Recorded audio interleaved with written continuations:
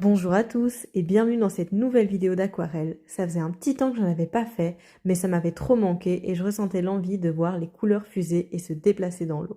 Cette fois-ci, c'est le rhino noir que j'ai mis à l'honneur. C'est malheureusement une espèce qui est en danger critique d'extinction. C'est l'un des animaux les plus braconnés dans le monde. Alors en Afrique, il existe deux espèces de rhinocéros. Il y a le noir et le blanc.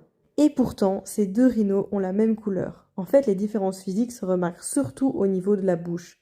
Pour le rhino noir, c'est plutôt une bouche en forme de bec, comme les tortues.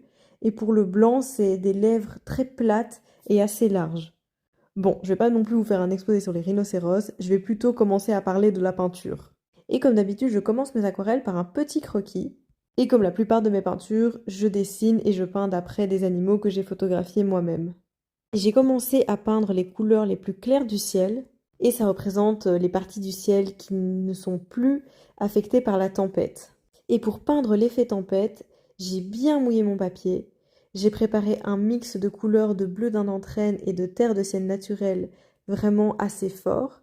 J'ai déposé les pigments sur le papier et après, j'ai penché mon papier à la verticale pour vraiment faire tomber les pigments avec la gravité. Et c'est ce qui donne cet effet un peu de filet de pluie. Alors je vais devoir répéter cette action plusieurs fois pour vraiment obtenir un ciel foncé et très intense. Mais entre chaque pause, je laisse bien tout sécher. Et c'est pareil pour les couleurs claires du ciel, je vais venir les renforcer une fois ou deux en plus et je laisse bien sécher avant de toucher à autre chose.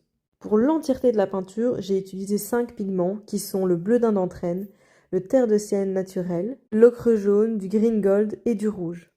J'aime beaucoup cette idée de palette limitée parce que je trouve que ça donne des peintures harmonieuses et assez cohérentes au niveau des couleurs. Alors pour peindre le rhino, j'ai commencé à déposer les couleurs les plus claires en mouillé sur mouillé et en essayant de déjà définir un peu tout ce qui est rides et plis de la peau. La technique est à peu près la même pour tous les animaux. En soi, je commence par les couleurs les plus claires, ensuite j'essaye d'amener de plus en plus de contraste et en général, il me faut 2 à 3 passages pour obtenir des résultats dont je suis fière.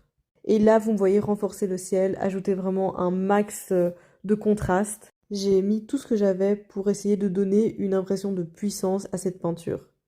Parce que le but de cette peinture, c'était de représenter un animal fort et stoïque, et qui, malgré ce ciel horriblement menaçant, garde une puissance intérieure qui est vraiment admirable. Je trouvais que ça représentait bien le combat auquel ils font face, et la férocité avec laquelle ils se battent contre les pressions du braconnage et des réductions de territoire. Voilà, j'espère que cette petite vidéo vous aura plu et n'hésitez pas à liker et partager.